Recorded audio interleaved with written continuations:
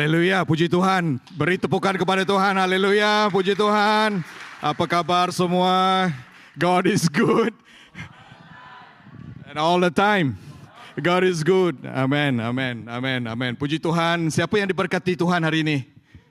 Oh, puji Tuhan. Haleluya. Saya pun sangat diberkati Tuhan. Saya merasakan hadirat Tuhan yang luar biasa. Amen. Yes. Thank you, worship team. Setiap kali kita berkumpul, Tuhan akan bersama dengan kita. Amen. Nah, minggu lepas ada saya bersama dengan pelawat-pelawat daripada universiti IUM, dan mereka melawat kita semasa mereka di kebaktian bahasa Inggeris. Dan apabila saya bersama dengan mereka, ada yang saya melihat, ada di antara mereka yang main handphone. Ya, mereka duduk di belakang dan tidak partisipatif ataupun tidak mengambil bahagian. Tetapi ada juga di antara mereka yang walaupun tidak worship, tetapi saya lihat mengalirkan air mata. Nah, apa yang saya pelajari minggu lepas ialah suasana worship semuanya sama. Worship leader sama. Lagunya sama, pemimpin auditorium semuanya sama, ataupun jemaah-jemaah yang worship pun semuanya sama. Tetapi responnya berlainan. Ada yang membuka hati mereka, ada yang menutup. Yang membuka mengalirkan air mata, yang menutup tidak sempat untuk menikmati hadirat Tuhan. Hari ini sama-sama kita akan membuka hati kita, amin, ya. Puji Tuhan, beritahu teman kiri, teman kanan, let's open up our hearts. Amin, puji Tuhan. Puji Tuhan, haleluya. Nah,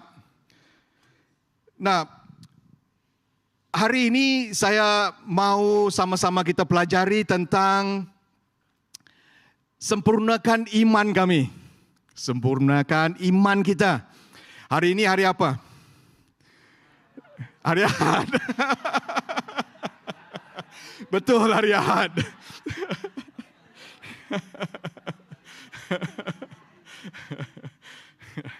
Yes, hari Ahad. Hari ini adalah hari Pentakosta. Yes, haleluya. Puji Tuhan. Nah, hari Pentakosta adalah hari di mana peristiwa pencurahan Roh Kudus datang ke atas umatnya yang luar biasa yang dijanjikan oleh Tuhan. Amin.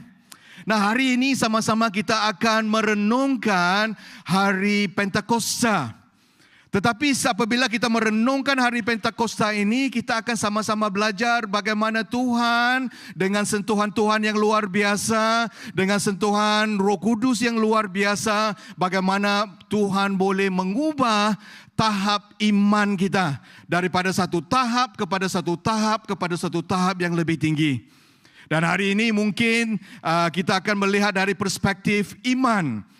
Dan sebab itu saya sama-sama memberikan tajuk khotbah saya pada pagi ini ialah untuk sempurnakan iman kita sama-sama. Mari kita berdoa. Tuhan, kami serahkan bahagian firman Tuhan pada pagi ini ke tangan-Mu. Selagi hidup kami yang sementara di dunia ini, Tuhan, biarlah hidup kami membawa kemuliaan untuk Tuhan. Biarlah kami menjadi lebih seperti Kristus. Ajar kami, Tuhan, untuk melakukan yang terbaik untuk Tuhan selagi kami masih hidup. Ajar kami, Tuhan, supaya hati kami murni, hidup kami suci.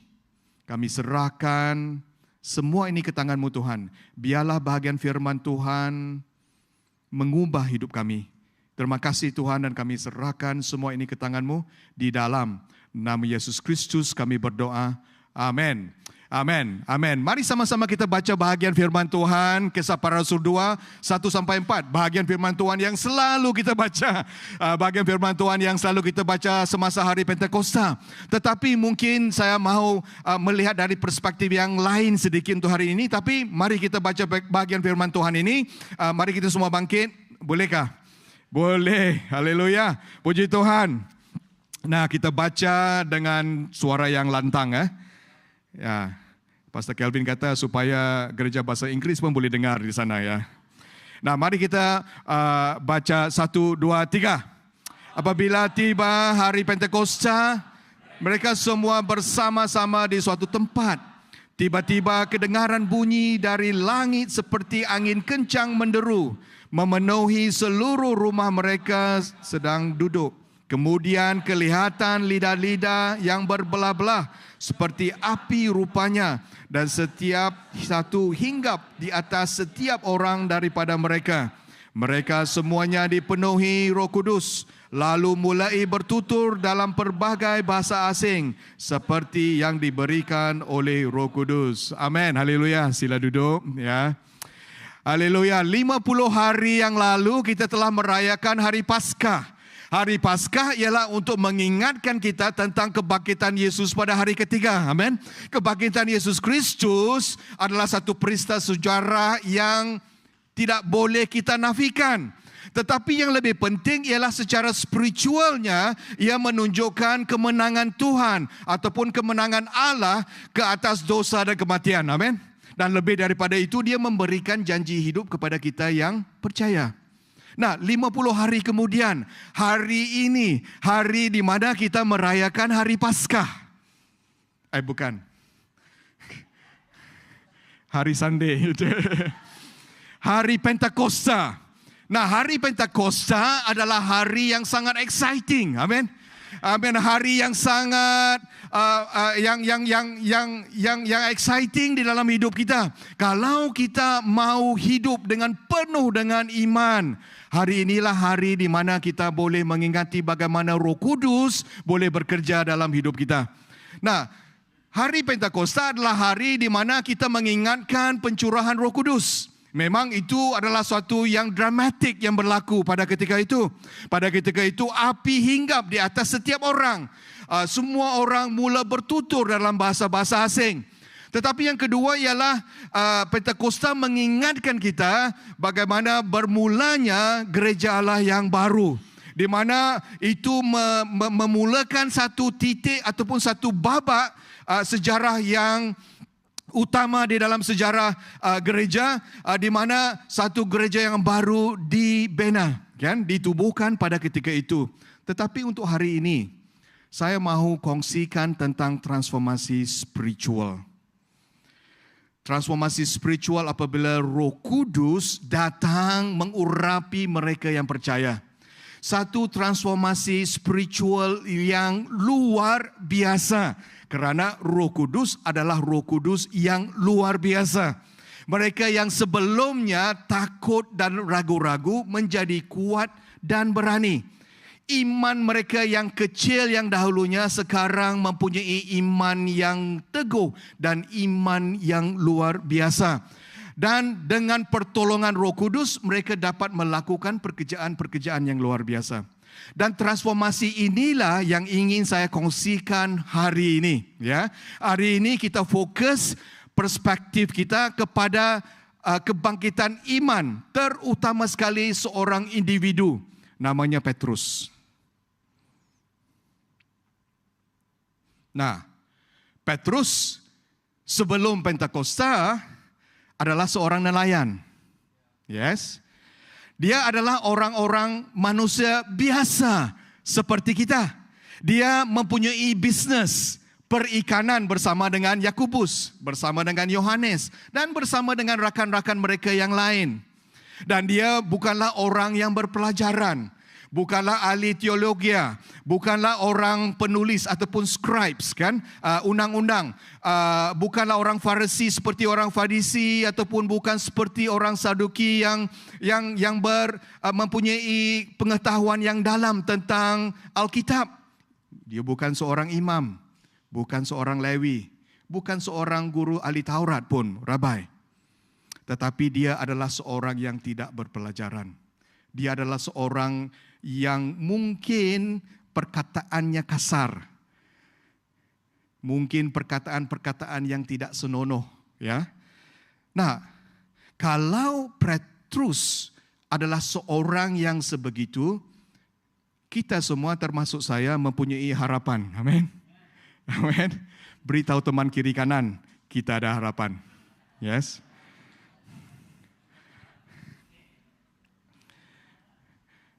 Nah, Petrus juga adalah seorang yang impulsif, kan? Kerap kali dia bertindak dengan cepat tanpa berfikir. Dan kerap kali dia bercakap, kemudian baru dia berfikir. Kadang-kadang dia membuat keputusan dan kenyataan, dia baru berfikir. Kadang-kadang dia melakukan sesuatu, baru dia berfikir. Itu kelemahan Petrus. Dan kelemahan Petrus juga pada ketika itu apabila sebelum Yesus disalibkan, dia menyangkal Yesus 3 kali. Walaupun dia menyangkal Yesus 3 kali, dialah orang yang pertama yang masuk ke dalam makam Yesus. Walaupun dia menyangkal Yesus 3 kali, dialah orang yang pertama yang berenang masuk semasa dia menangkap ikan. Apabila dia mengenali bahawa Tuhan ada di sana. Yesus ada di tepi pantai. Nah, di tepi pantai itulah Tuhan menyembuhkan dan memulihkan Petrus. Amen? Ya. Nah, ini Petrus. Kalau Petrus sebelum hari Pentakosta adalah orang-orang yang biasa seperti kita. Kita semuanya adalah seperti Petrus, kan? Ya. Kalau kita ingatkan hidup kita yang lama, kalau kita hidupkan hidup kita yang sekarang ini pun, kita adalah seperti Petrus. Nah, hari ini kita akan melihat bahagian iman Petrus sebelum Pentakosta dan selepas Pentakosta. Bagaimana Roh Kudus boleh bekerja dalam kehidupan Petrus daripada satu tahap kepada satu tahap yang lebih tinggi. Nah, tahap iman Petrus sebelum Pentakosta boleh saya kategoriskan seperti iman tipis. Semua kata iman tipis. Little faith. Kepercayaan yang tipis. Ataupun iman kecil. Nah, kita lihat di sini Petrus. Semasa Petrus berjalan di atas air. Dan di sini kita dapat lihat bahawa ini adalah satu peristiwa selepas Jesus ataupun Yesus melakukan mujizat pelipat gandaan 5 roti dan 2 ikan. Ingatkan kah? Ya, mujizat yang Yesus lakukan dengan 5 roti dan 2 ikan yang diberikan makanan kepada 5,000 orang termasuk orang lelaki, tidak termasuk lelaki dan wanita, kanak-kanak. Dan yang lain itu Tuhan melakukan mujizat tersebut dan selepas Yesus melakukan mujizat tersebut, murid-murid Yesus masuk ke dalam perahu dan menuju ke seberang Genesaret. Nah, sementara itu Yesus naik ke bukit untuk berdoa. Nah, apabila melihat dalam bahagian firman Tuhan ini, apabila semua orang sudah pulang, Yesus berada di atas bukit berseorangan dan berdoa. Dan apabila perahu yang dinaiki oleh murid-murid Yesus pada ketika itu sudah jauh ke tengah, perahu tersebut terumbang-ambing kerana angin meniup dari arah yang bertentangan. So, itu adalah ceritanya pada ketika itu. Nah, sebelum subuh, satu peristiwa dramatik yang berlaku. Di sana mereka dapat melihat bayang-bayang seorang yang berjalan di atas air. Mereka berteriak, itu hantu. Tetapi Yesus kata bukan hantu tapi Tuhan. Itu ayat saya lah kan, ya, itu ayat tambahan saya. Mereka melihat berteriak hantu. Hantu. Dan ayat 27 di sini kita dapat lihat Yesus segera berkata kepada mereka, tabahkan hatimu, aku Yesus, jangan takut. Ayat 28 Petrus berkata, Tuhan, jika benar engkau, suruhlah aku berjalan di atas air mendapatkanmu. Dan ayat 29 Yesus berkata, marilah. Nah, Petrus, sebagai Petrus, seorang yang impulsif, berbeza daripada lain. Kita ingat itu satu kelemahan, mungkin itu satu kelebihan. Dia terus masuk dan berjalan keluar daripada perahu, berjalan di atas air dan berjalan ke arah Yesus. Dan pada ketika itu kita dapat lihat di sini angin bertiup kencang. Petrus tiba-tiba merasa takut, lalu mula tenggelam. Petrus berkata, "Tuhan, selamatkan aku." Nah, Yesus dengan segera menghulurkan tangan dan memegang Petrus dan menolongnya daripada tenggelam. Nah, lihat di sini dalam ayat 31 di sini, saudara. Yesus berkata dalam ayat 31, "Begitu tipis kepercayaanmu. Mengapa engkau ragu? You of little faith, why did you doubt?" Nah, kita tahu bahwa iman adalah kepastian akan perkara-perkara yang diharapkan dan keyakinan akan perkara-perkara yang tidak dilihat, kan? Itu Ibrani 11. Nah, ini bermakna apabila kita meletakkan kepercayaan kepada kita Tuhan, iman juga mengatakan bahawa kita akan yakin bahawa Tuhan akan memenuhi janji-janjinya. Tapi apabila kita melihat di sini, Yesus berkata, "Begitu tipis kepercayaanmu." Mengapa Tuhan ataupun Tuhan Yesus menggunakan perkataan little faith? Mengapa Yesus menggunakan perkataan tipis iman kepada Petrus? Dan boleh saya cadangkan bahawa Petrus tipis imannya apabila dia melihat sesuatu. Petrus melihat kepada angin yang bertiup kencang. Petrus melihat kepada air yang di bawah kakinya.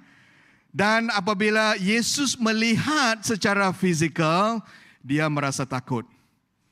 Nah, apabila kita berdoa, saudara-saudari, apabila kita meletakkan iman kita kepada Tuhan, kita meletakkan iman dan kita berdoa di alam spiritual. Apa yang berlaku di alam spiritual akan berlaku di alam fizikal. Amin. Sebab itu Yesus mengajar kita supaya apabila kita berdoa, jadilah kehendakmu di bumi seperti mana di mana? Di syurga. Apa yang berlaku di syurga akan berlaku di bumi. Apa yang berlaku di alam spiritual akan berlaku di alam fizikal. Itu yang pertama. Dan yang kedua ialah iman Petrus tipis mungkin kerana apa yang Petrus rasakan. Apa yang kita lihat di sini, angin meniup dengan begitu kuat. Angin kencang, air daripada tasik-tasik pada ketika itu membasahi dirinya, contohnya, kan? Dan mungkin dia merasa sejuk, mungkin dia merasa takut. Fokus Petrus pada ketika itu ialah kepada apa yang dialami. Dan yang ketiga ialah apa yang didengar. Ini mungkin imajinasi saya lah. Sebab Alkitab tidak mengatakan ini. Sebab apabila kita fikirkan, Petrus seorang sahaja yang turun daripada perahu dan mula berjalan di atas air. Murid-murid mereka yang lain tidak.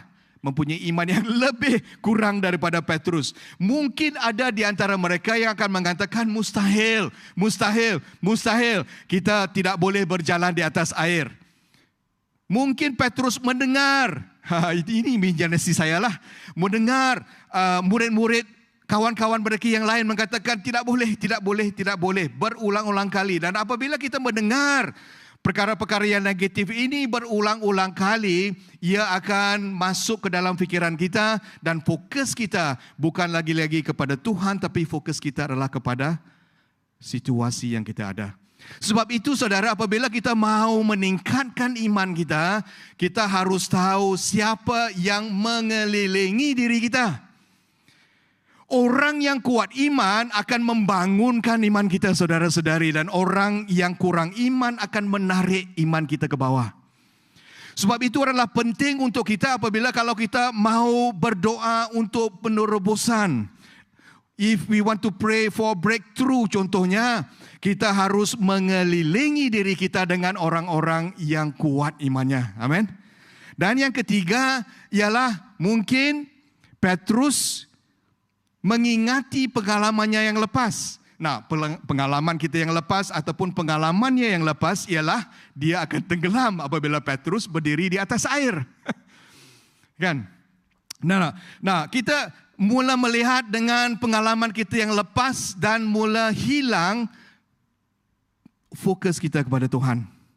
Nah, pengalaman kita yang lepas seperti kegagalan kita contohnya. Seperti apabila kita rasa bersalah, seperti sakit hati kita, seperti luka hati kita, seperti emosi kita yang negatif yang dahulu akan mengalihkan fokus kita daripada Yesus kepada masalah yang kita alami pada ketika itu.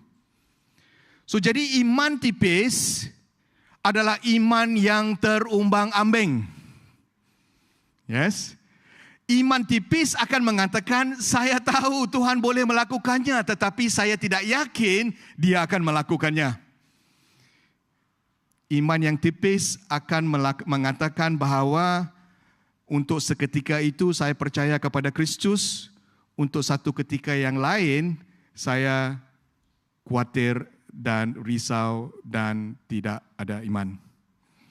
Itu adalah iman yang tipis. Itu adalah iman yang kecil, little faith dalam bahasa Inggris, yang memberikan fokus kepada Tuhan dan kemudian beralih fokus kita kepada situasi fizikal. Nah, iman yang kecil ataupun iman yang tipis akan mengatakan dan selalu mengatakan mengapa perkara tersebut mungkin tidak akan berlaku, mungkin tidak boleh berlaku, dan mungkin tidak akan berlaku. Itu adalah fikiran kita iman yang kecil. Nah, Yesus ada mengajar tentang iman tipis ini dalam ayat-ayat yang lain. Nah, kita dapat lihat di dalam senarai inilah, saya tidak akan masuk ke dalam semuanya, tetapi untuk nota kita akan dapat lihat bahawa di dalam Matius 6 contohnya, apabila Yesus mengajar murid-muridnya supaya jangan khawatir, tetapi Yesus berkata, begitu tipis kepercayaanmu.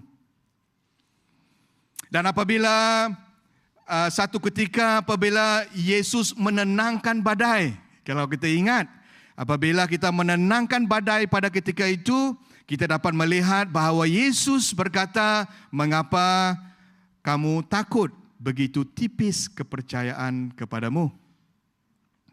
Dan apabila Yesus mengajar murid-muridnya supaya berhati-hati dengan pengajaran orang Farisi dan orang Saduki, mereka berbicara tentang mengapa mereka tidak membawa roti pada ketika itu, dan Yesus mengatakan, kerana Yesus mengatakan di sini, begitu tipis kepercayaanmu. Kerana Yesus mau mengatakan, tidakkah kamu ingat bahawa aku telah memberikan 5 roti dan 2 ikan kepada 5,000 orang? Bahawa Yesus telah melipat gandakan 7 roti dan beberapa ikan kepada 4,000 orang contohnya. Nah, itu adalah Yesus mengajar muridnya tentang iman. Iman mereka yang tipis. Dan juga kalau kita ingat, Yesus juga mengajar kita tentang iman yang tipis. Apabila murid-murid Yesus bertanya mengapa mereka tidak boleh menghalau roh iblis. Itu adalah ayat 17-20 di sini. Kita dapat melihat bahawa Yesus mengatakan imanmu tipis. Ini adalah kerana kepercayaanmu tipis. Tetapi Yesus pada masa yang sama mengatakan kalau kita mempunyai iman sebesar biji sesawi ataupun biji sawi, kita boleh berkata kepada gunung, beralihlah ke situ. Nah, mungkin kita akan bertanya sama ada Yesus keliru ataupun kita keliru. Sebab Yesus mengatakan kamu tidak boleh menghalaukan roh iblis kerana imanmu tipis.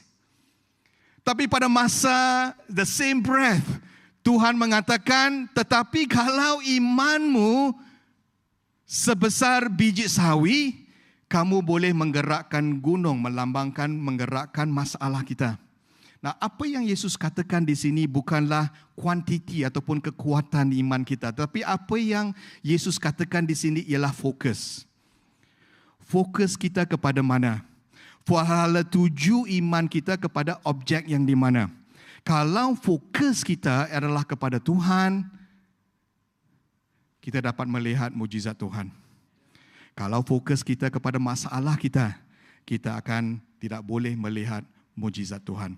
Nah, ini adalah gambaran kasih, gambaran belas kasihan Tuhan yang indah. Apa yang akan saya katakan di sini? Walaupun murid Yesus mempunyai iman yang tipis, walaupun murid Yesus mempunyai little faith, Tuhan tetap menenangkan badai. Walaupun Petrus mempunyai iman yang tipis ketika dia berjalan di atas air, Tuhan terus tetap menghulurkan tangannya untuk membantu Petrus. Walaupun Petrus imannya tipis dan menyangkal Yesus 3 kali, Yesus tetap mengasihi dan memulihkan Petrus, saudara. This is the beautiful picture. Inilah satu yang cantik, satu yang indah, satu kasih dan belas kasihan Tuhan yang luar biasa. Amin.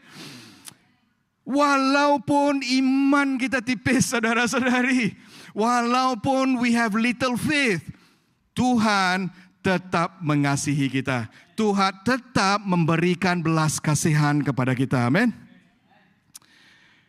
This is the exciting one.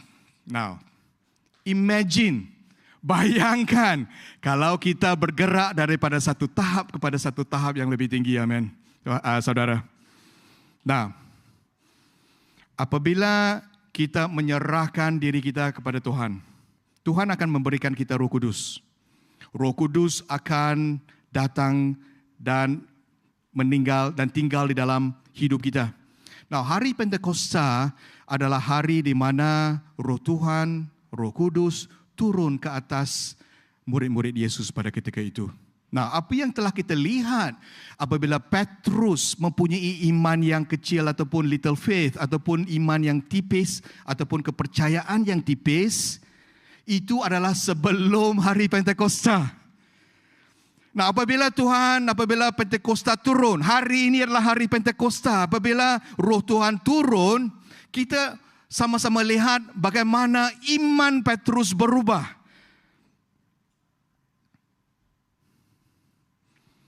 Kepada satu tahap yang lebih tinggi. Iman daripada iman yang tipis kepada iman yang teguh. Semua kata iman teguh. Great faith. Nah, Yesus ada mengajar murid-muridnya tentang great faith. Apabila seorang ketua tentera Roma, Roman centurion, pada ketika itu di mana hambanya sakit dan meminta Yesus untuk menyembuhkannya dari jauh. Dia mengatakan, kamu tidak perlu datang ke rumah saya. Apa yang kamu perlu, apa yang Yesus perlu ialah hanya untuk menyebutkannya dan memberikan perintah, sebab dia adalah seorang yang mempunyai kuasa, kan? Dan dia percaya tentu sekali hambanya akan disembuhkan. Nah, kita lihat apa yang Yesus katakan kepada dia.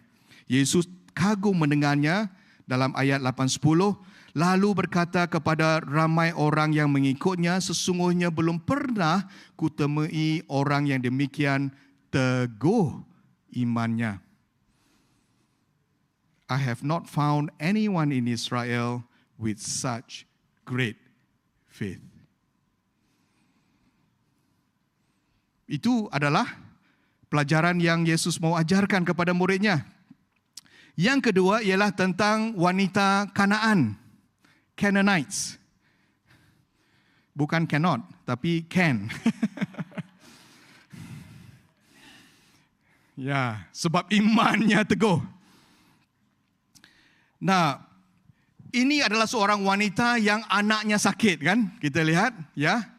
Dan wanita berkenan tersebut menyatakan bahawa kepada Yesus, kalau kita lihat, anjing pun makan sisa yang jatuh daripada meja tuannya. Dia mengatakan. Nah, apa yang wanita Kanaan mengatakan, walaupun Tuhan Yesus memberikan sisa-sisa kuasa Yesus, anaknya akan sembuh. Dia merendahkan dirinya di hadapan Tuhan, dia melutut di hadapan Tuhan. Dan kita lihat di dalam Matius 15:28 mengatakan di sini, oleh demikian Yesus berkata kepadanya, kamu seorang wanita yang teguh iman. Great faith. Nah, kita balik kepada Petrus. Nah, itu adalah ajaran Yesus tentang great faith. Kita berfikir daripada iman yang kecil ataupun iman yang tipis kepada iman yang teguh. Nah, apabila selepas Petrus dicurahkan dan diurapi oleh Roh Tuhan pada hari Pentakosta, apa yang berlaku? Nah, Yesus ada berjanji bahawa dia akan memberikan kuasa Roh Kudus kepada Petrus. Di sini kita dapat lihat, dan aku akan mengurniakan pemberian yang dijanjikan Bapaku kepadamu, tetapi tunggulah di kota sehingga kamu diperlengkap dengan kuasa dari tempat tinggi. Itu adalah janji Yesus untuk hari Pentakosta. Dan Kisah Rasul 1:8 mengatakan, tetapi engkau akan menerima kuasa apabila Roh Kudus datang ke atasmu, dan kamu akan menjadi saksiku di Yerusalem, di Yudea, Samaria, dan bahkan sampai ke hujung bumi. Nah, ini adalah janji Kristus. Janji Yesus kepada murid-muridnya supaya tunggu di Yerusalem sampai pada hari Pentakosta. Nah, kita lihat apabila di dalam Kisah Para Rasul 2, apabila Roh Kudus turun ke atas murid-murid Yesus pada ketika itu, terutama sekali kita melihat secara khususnya kepada Petrus, daripada iman yang tipis kepada iman yang teguh. Dan kita dapat lihat bahawa Petrus dengan serta-merta, dengan berani, kalau dahulu dia adalah seorang yang pengecut, tetapi apabila Roh Kudus datang ke atasnya, dia berani memberitakan bahagian firman Tuhan.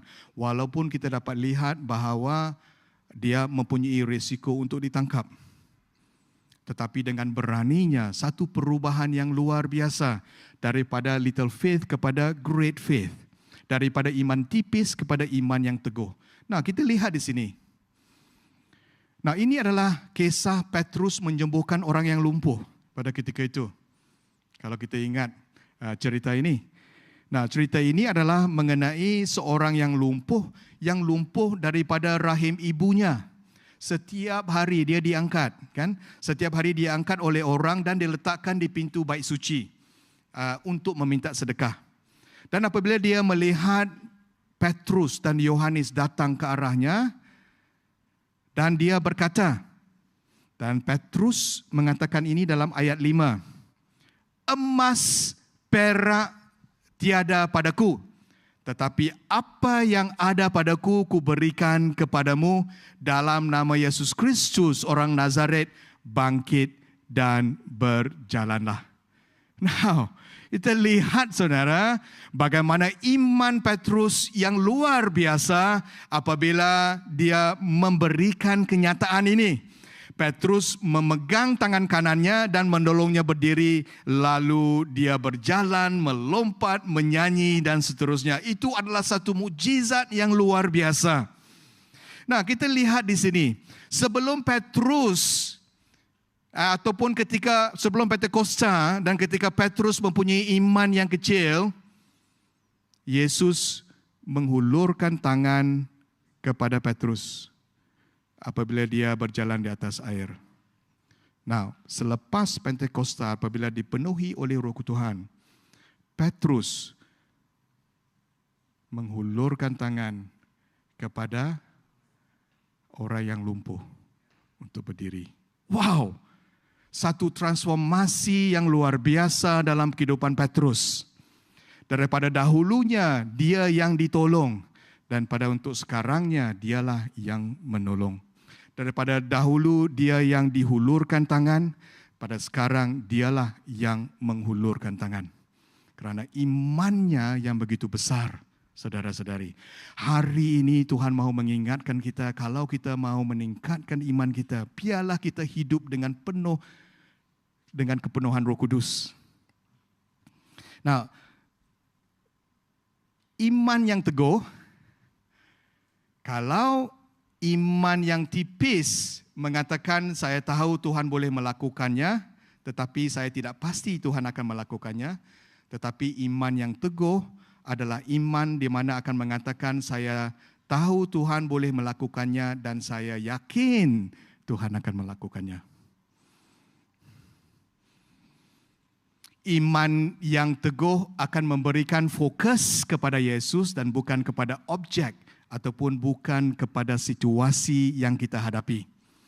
Iman yang teguh adalah iman yang stabil, bukan iman yang terumbang-ambing, bukan iman yang penuh dengan persoalan ataupun iman yang penuh dengan keraguan ataupun ketakutan ataupun kebimbangan ataupun iman yang dipengaruhi oleh orang-orang yang negatif dan sebagainya. Iman teguh adalah iman yang sabar, iman yang tabah, iman yang sedia untuk menghadapi kesusahan, cabaran, halangan dan dugaan. Tidak kisah apapun yang berlaku, iman teguh akan tetap fokusnya ialah kepada Yesus Kristus. Amen. Nah, banyak example ataupun contoh-contoh di mana Petrus mempunyai iman yang teguh. Iman yang mempunyai great faith. Memang selepas yang saya katakan tadi, selepas Petrus menerima Roh Kudus, dia berani memberitakan Injil. Kemudian dalam Kisah Para Rasul 4, dia berani memberitakan kesaksian tentang Yesus apabila Petrus dan Yohanes berada di hadapan majlis agama pada ketika itu. Dia mengatakan, ikutlah, saya akan tetap mengikut perintah Tuhan.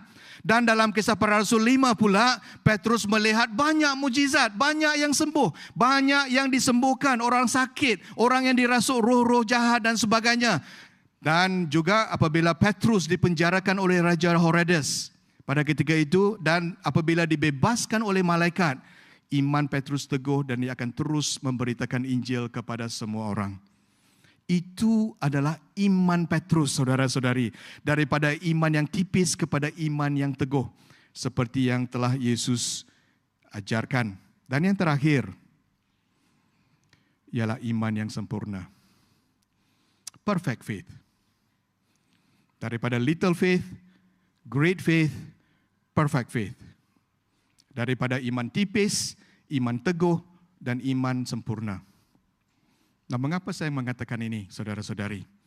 Ialah apabila kita melihat Yesus sebagai contoh kita. Yesus semasa di bumi ini, semasa di dunia ini mempunyai iman yang sempurna. Perfect faith. Sebab itu di dalam Ibrani 12:2 mengatakan, marilah kita mengarahkan mata kita kepada Yesus, pelopor dan penyempurna iman kita. Dialah yang memulakan iman kita, dialah yang menyempurnakan iman kita. Amen. Nah, apabila Yesus di Taman Getsemani, kita ingat kan? Ya, apabila Yesus di Taman Getsemani, dia berdoa di Taman Getsemani. Dan apabila dia berdoa, dia mengatakan, ya Bapa-Ku, jika cawan ini tidak mungkin beredar daripadaku, melainkan ku minum, terlaksanalah kehendak-Mu. Terlaksanalah kehendak-Mu. Dan Yesus berdoa 3 kali doa ini semasa di Taman Getsemani. 3 kali dia mengatakan, Yesus bukanlah kehendak-Ku, tetapi kehendak-Mu. Yesus mengajar kita bahawa perfect faith ataupun iman yang sempurna adalah iman yang meletakkan kepercayaan kita 100% kepada kehendak Tuhan. No, Yesus tahu pada ketika itu dia akan melalui kesakitan yang begitu teruk sekali semasa di Taman Getsemani. Kesakitan fizikal, emosional dan spiritual. Kita tahu itu semua. Dan Roh Kuduslah yang boleh mengubahkan kita. Jadi apa yang mau saya katakan di sini ialah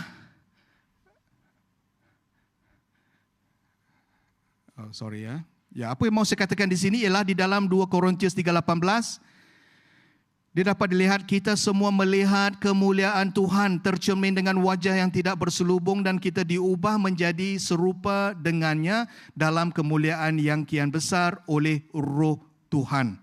Apa yang mau saya katakan di sini? Roh Tuhan, roh yang telah menjamah hidup kita, roh yang hidup di dalam hidup kita akan memberikan kita transformasi, akan mengubah kita, akan mentransformasikan kita daripada dahulu kita hidup dalam kedagingan dan menjadi lebih dan lebih dan lebih dan lebih seperti Kristus. Nah, kalau Kristus adalah contoh iman kita, kalau kita diubah, kalau kita ditransformasikan daripada satu tahap kepada satu tahap yang lebih tinggi, maksudnya kita juga akan ditransformasikan, iman kita boleh ditransformasikan menjadi lebih sempurna seperti Kristus. Sebab Kristus adalah pelopor dan penyempurna iman kita. Yesus adalah contoh iman kita, saudara-saudari. Iman yang sempurna adalah iman yang penuh dengan ketaatan. Iman kita adalah iman yang melepasi cabaran yang kita hadapi sekarang dan melihat yang di sebelah sana. Iman yang sempurna adalah iman yang tenang, cool, chill. Iman yang sempurna adalah iman yang mengatakan saya tidak kira apa yang saya dengar, saya tidak kira apa yang saya ingat, saya tidak kira apa yang saya rasakan, saya tidak kira apa yang saya fikirkan. Iman yang teguh adalah iman yang percaya kepada Tuhan dengan 100% kepada Tuhan. Dan menyerahkan hidup kita kepada kehendak Tuhan.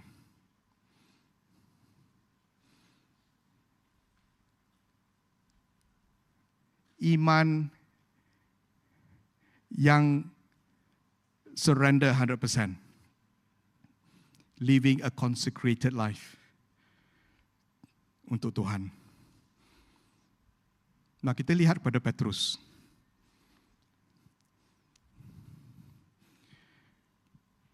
Petrus menurut sejarah tradisi sejarah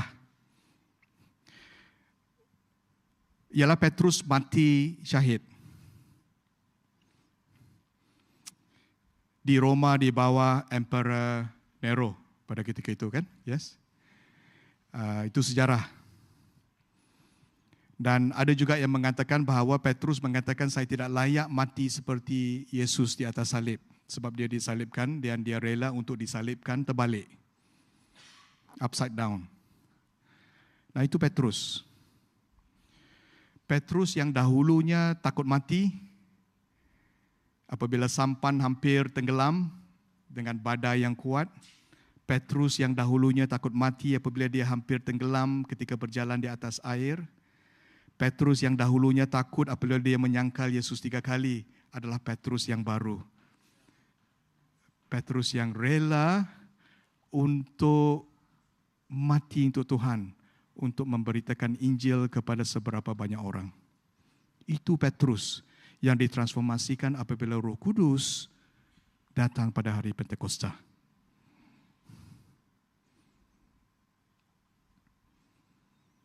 Alkitab tidak menyatakan bagaimana Petrus akan mati. Alkitab tidak mengatakan itu, tapi sejarah tradisi dia mengatakan Petrus mati di atas salib secara terbalik. Walaupun ada bahagian firman Tuhan yang mengatakan di dalam ayat 18 di sini, mengatakan bahawa semasa tua nanti kamu akan menghulurkan tangan dan orang akan mengikat kamu lalu membawamu ke tempat yang kamu tidak mahu pergi. So jadi itu melambangkan, merujuk kepada penyaliban Petrus pada ketika itu.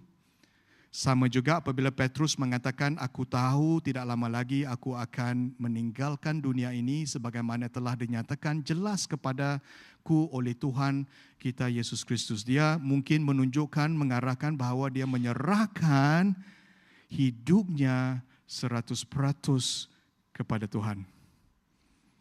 Nah, saya akan tutup, saudara.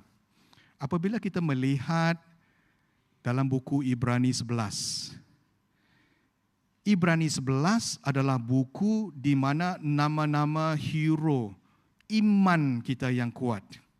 Kita dapat melihat Habel dinyatakan, Henok dinyatakan, Nuh dinyatakan, Abraham dinyatakan, Sarah dinyatakan, Ishak, Yakub, Yusuf, Musa, Gideon, Barak, Simpson dan sebagainya. Semua itu dinyatakan di dalam Ibrani 11 tentang hero-hero iman. Tetapi kalau kita terus membacanya di dalam ayat 11 sampai ke bab yang terakhir, di bahagian yang terakhir, Tuhan menyatakan juga kepada mereka-mereka yang rela mati, kepada mereka-mereka yang rela diseksa, kepada mereka-mereka yang rela diejek, kepada mereka-mereka yang rela dipukul, dirantai, dipenjarakan, digergaji putus dua, dibunuh dan sebagainya. Kita boleh lihat, saudara, kamu boleh balik baca bahagian firman Tuhan, bab 11 bahagian terakhir. Itu adalah mereka yang menyerahkan hidup mereka 100% untuk memberitakan Injil kepada semua orang. Itu adalah misteri iman, saudara-saudari, yang boleh saya katakan. Banyak perkara yang kita tidak tahu.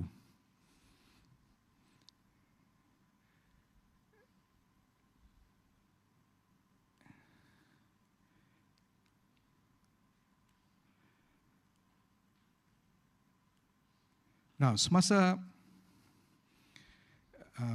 saya menghadiri memorial Brother Mutang,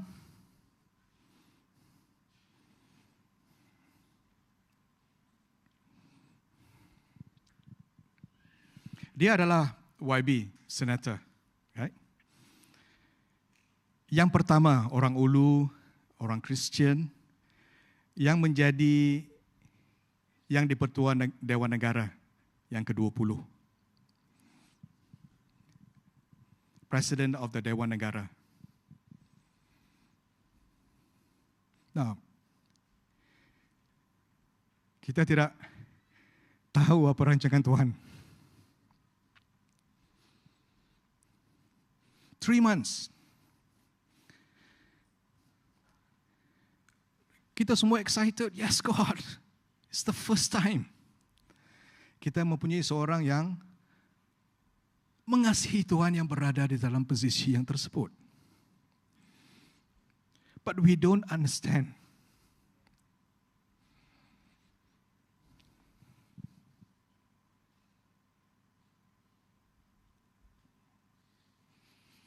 Saya teringat apabila saya ada di sana, saya berjumpa dengan pastor-pastor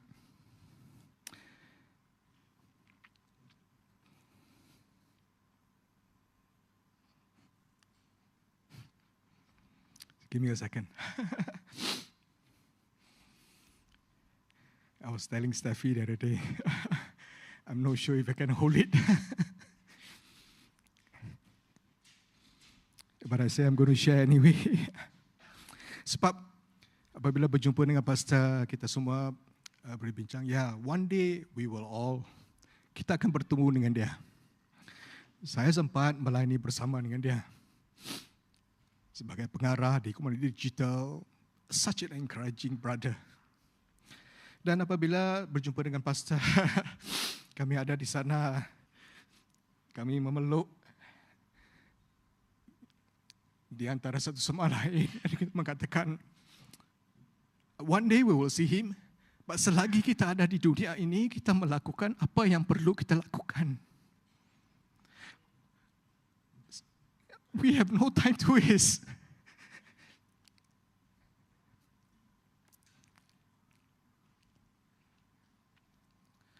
Dan sama-sama saya ingat dalam pastor-pastor ketika itu kita menangis bersama. Bukan menangis kerana sedih, I think. Kita menangis kerana kita diberikan peluang selagi kita hidup di dalam dunia ini untuk melayani Tuhan. Kita hidup di dunia ini selagi kita ada di dunia ini untuk memberitakan firman Tuhan sebaik mungkin kepada mereka yang belum mendengar. Thank you. Thank you. Yeah.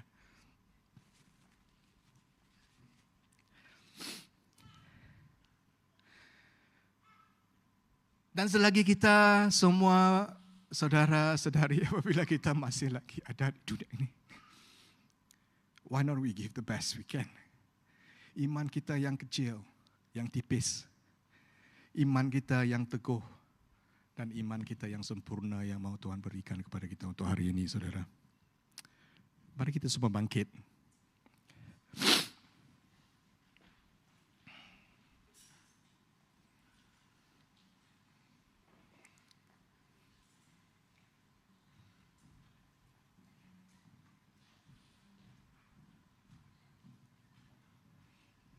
Banyak perkara yang kita tidak tahu di dalam dunia ini, saudara. Banyak perkara yang kita tidak mengerti rancangan Tuhan. Tapi iman yang sempurna mengatakan, Lord, inilah aku.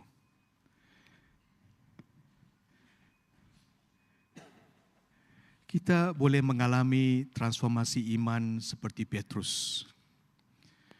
Iman Petrus yang tipis, iman Petrus yang teguh, dan iman Petrus yang sempurna. Dan hari ini adalah hari Pentakosta. Hari di mana Tuhan mencurahkan rohnya ke atas murid-murid Yesus pada ketika itu termasuk Petrus. Dan bagaimana iman Petrus dapat disembuhkan, dipulihkan daripada satu tahap kepada satu tahap kepada satu tahap yang lebih tinggi.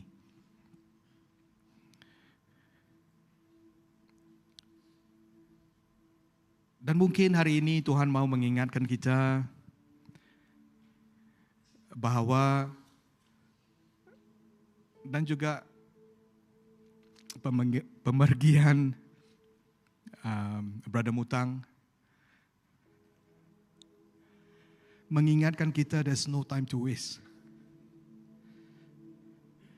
Hari ini hari Pentakosta, brothers and sisters, saudara-saudari. Mari sama-sama kita serahkan diri kita kepada Tuhan. Biarlah urapan Roh Kudus menyentuh hati kita, mengubah hati kita menjadi lebih seperti Kristus. Dan apabila kita menyanyi lagu nombor 3 tadi kan,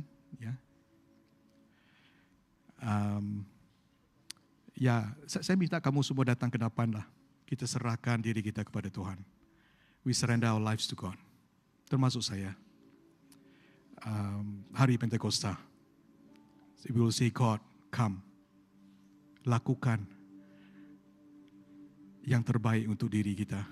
Supaya kita akan berubah daripada iman tipis kepada iman teguh, kepada iman yang sempurna. Mengatakan, Lord, use me while I am alive. Ya, mari. Yes, just come. So let's not waste time. Boleh saya minta kita semua mau dipenuhi dengan Roh Kudus kan? Mari kita come together as jemaah-jemaah bahasa Malaysia. Just come. Kalau ada dengan kita mau melutut, do whatever you want that you feel comfortable. Come. Yes, God.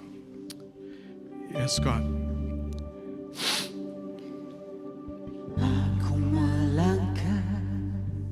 Jalani hidup ini bersama dengan waktu yang terus melaju.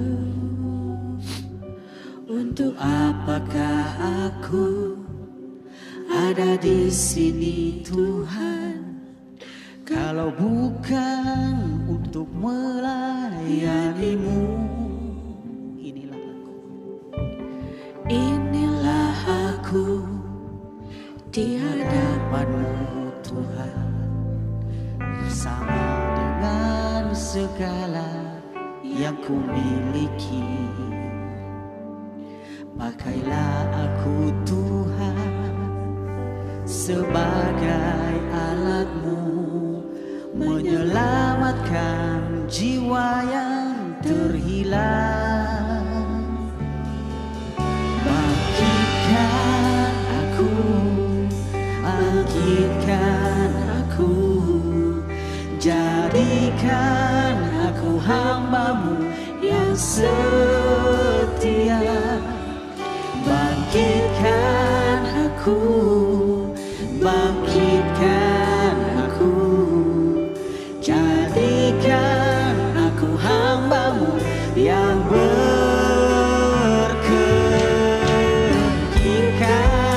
aku, bangkitkan aku, jadikan aku hamba-Mu yang setia. Bangkitkan aku, bangkitkan aku, jadikan aku hamba-Mu yang berkenan. Bangkitkan aku, bangkitkan aku, jadikan aku hamba-Mu yang setia. Bangkitkan aku, bangkitkan aku, jadikan aku hamba-Mu yang berkenan. Bangkitkan aku, bangkitkan aku, jadikan aku hamba-Mu yang setia. Bangkitkan aku, bangkitkan aku, jadikan aku hamba-Mu yang berkenan. Bangkitkan aku, bangkitkan aku, jadikan aku hamba-Mu yang setia. Bangkitkan aku, bangkitkan aku, jadikan aku hamba-Mu yang berkenan. Ora basiki ara basakata radadada. Shararara basiki tiradadada.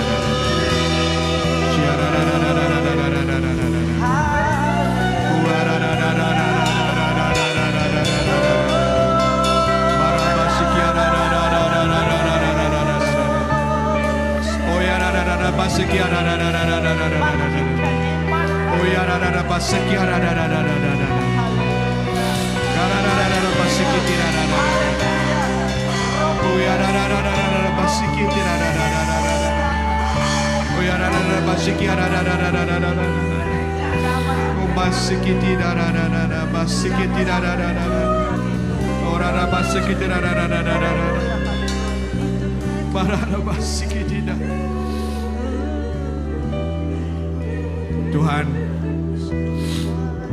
inilah kami Tuhan. Kami berdiri, kami melutut, kami mengangkat tangan kami di hadapan-Mu Tuhan.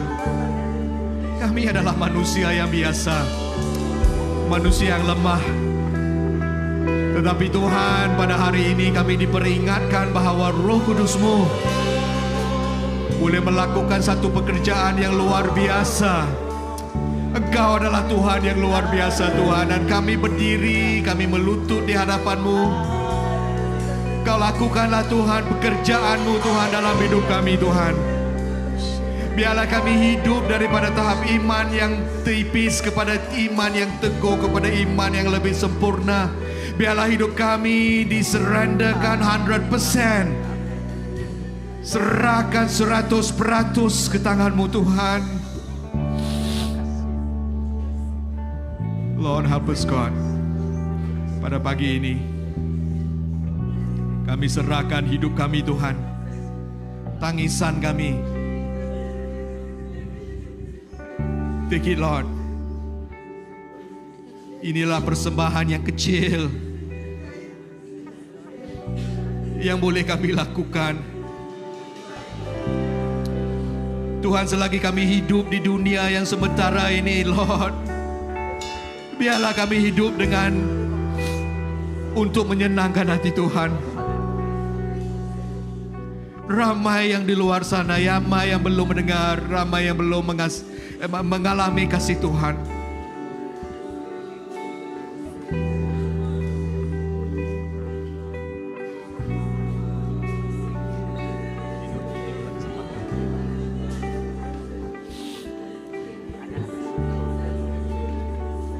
Sharada basiki radadadadadadada. Sharada basiki tidadadada. Sharada. Hidup ini adalah kesempatan untuk melayani Tuhan. Jangan sia-siakan waktu yang Tuhan beri. Hidup ini harus jadi berkat. Hidup ini adalah kesempatan. Hidup ini untuk melayani Tuhan. Jangan sia-siakan waktu yang Tuhan beri. Hidup ini harus jadi berkat. Oh Tuhan, oh Tuhan, pakailah hidupku selagi aku masih kuat. Bila saatnya nanti ku tak berdaya lagi, hidup ini sudah jadi berkat. Oh Tuhan, pakailah hidupku. Oh haleluya, thank you Lord. Selagi aku masih kuat. Bila saatnya nanti ku tak berdaya lagi, hidup ini sudah jadi berkat. Kita nyanyikan lagu ini sekali lagi sebagai doa kita, sebagai komitmen kita hari ini. Hidup ini Kita katakan, adalah inilah hidupku. kesempatan. Tuhan memberikan kita kesempatan untuk melayani. Hidup ini Tuhan memberikan kita peluang melayani. untuk memberi yang terbaik. Karena Tuhan telah memberi yang terbaik untuk kita, Sia-sia yaitu dirinya sendiri. waktu Bahkan dia telah melengkapi kita dengan Roh Kudus. hidup ini. It is not about us anymore. It is all about the work of the Holy Spirit dalam hidup kita. Mari kita sama-sama katakan, inilah hidup kami Tuhan. Pakailah kami Tuhan. Gunakanlah kami Tuhan. Kami mau bermula dari tempat ini Tuhan. Kami di gereja bahasa secara khususnya, kami mau katakan yes Lord, we don't want to waste any time any longer. Kami mau bangkit Tuhan. Harus jadi berkat. Oh Tuhan, pakailah hidup Pakailah kami Tuhan. selagi aku masih kuat. Bila saatnya nanti ku tak berdaya lagi,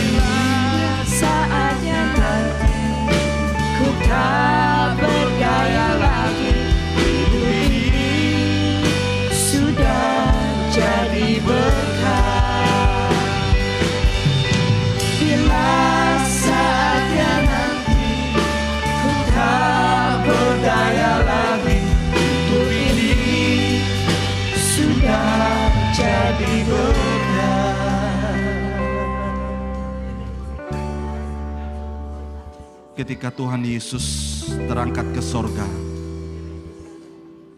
Dia berkata kepada murid-muridnya, akan ada penolong yang akan diutus untuk mengiringi kita, untuk memimpin kita, untuk menolong kita, untuk membawa kita kepada kesempurnaan iman kita. Saudara dan saudari jemaat Tuhan yang dikasihi, mungkin engkau lemah hari ini, mungkin engkau katakan, Tuhan saya tidak mampu, saya tidak kuat. Mungkin engkau berkata, saya tidak memiliki iman yang sebesar itu.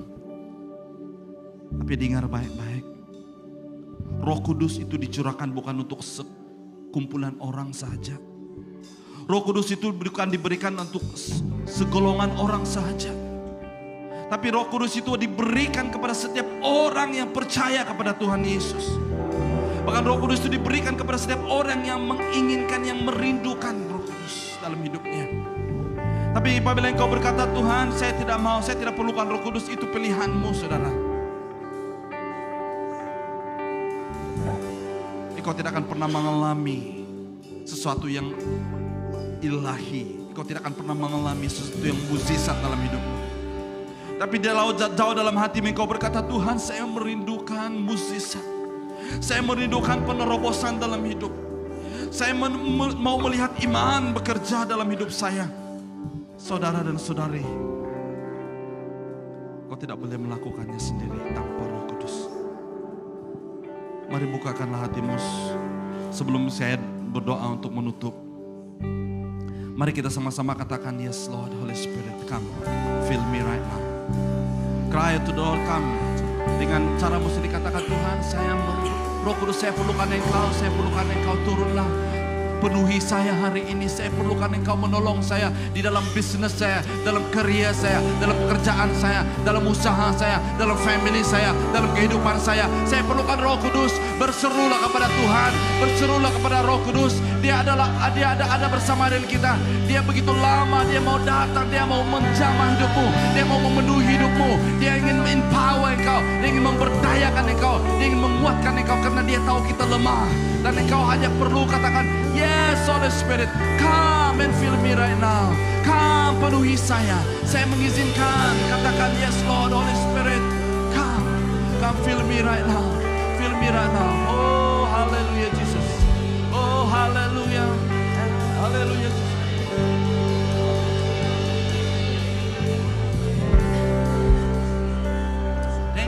Mari kita terus menyembah Tuhan.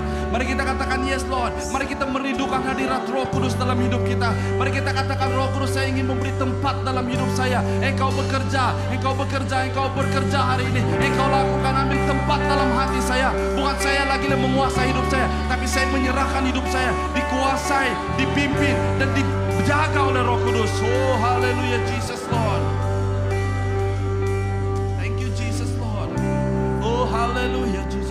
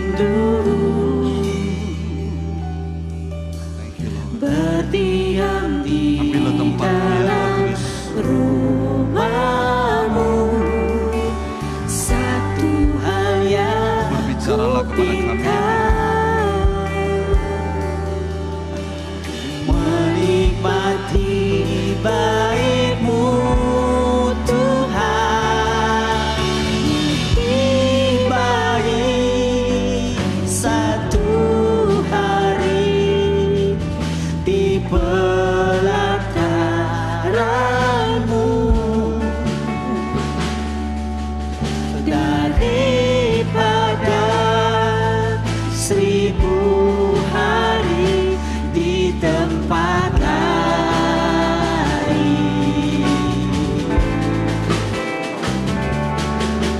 memujimu, menyembahmu, Kau Allah yang hidup, dan menikmati semua kemurahan-Mu.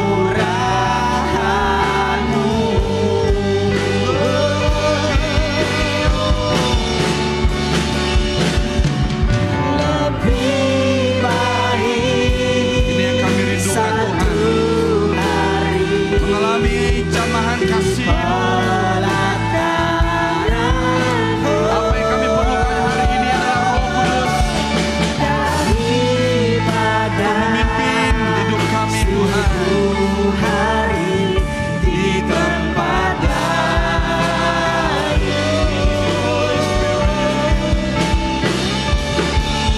memujimu, menyembahmu, Kau Allah yang hidup, dan menikmati semua kemurahan-Mu.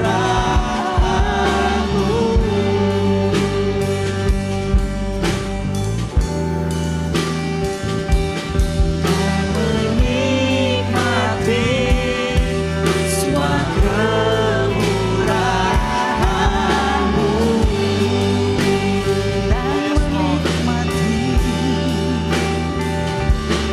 Dan menikmati semua kemurahan-Mu.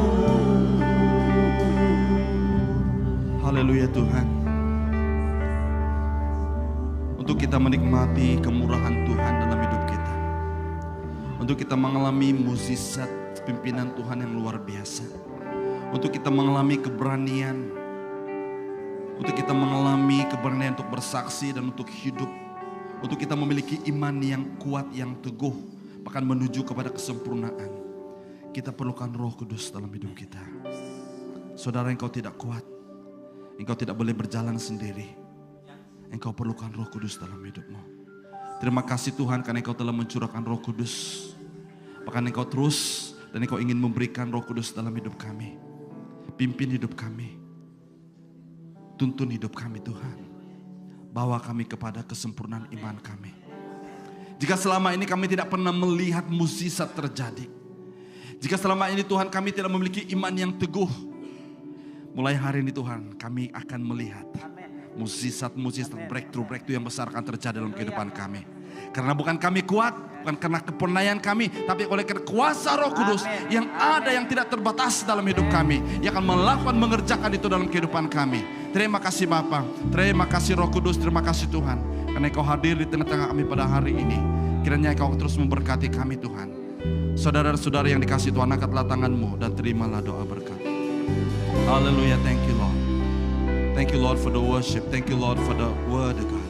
Terima kasih Tuhan. Terimalah doa berkat. Dia berkuasa memeliharamu supaya kamu tidak tersandung dan membawamu ke hadirat-Nya yang mulia tanpa cacat celah. Dan dengan penuh sukacita. Dialah Allah yang esa penyelamat kita melalui Yesus Kristus.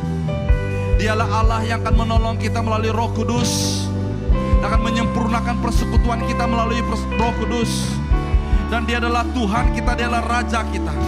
Bagi Dialah segala kemuliaan, bagi Dialah segala kehormatan, bagi Dialah segala keagungan dan kekuasaan. Dari dahulu, sekarang, sampai selama-lamanya. Terima kasih Tuhan. Di dalam nama Tuhan Yesus, nama di atas segala nama, Tuhan di atas segala Tuhan, kami berdoa dan bersyukur. Meteraikanlah firman-Mu dalam hidup kami. Di dalam nama Tuhan Yesus, kami berdoa dan bersyukur. Setiap anak-anak Tuhan yang diberkati Tuhan, yang siap melakukan, yang siap bergerak bersama dengan Roh Kudus, mari kita sama-sama katakan amin. Beri tepuk tangan bagi Tuhan kita. Haleluya.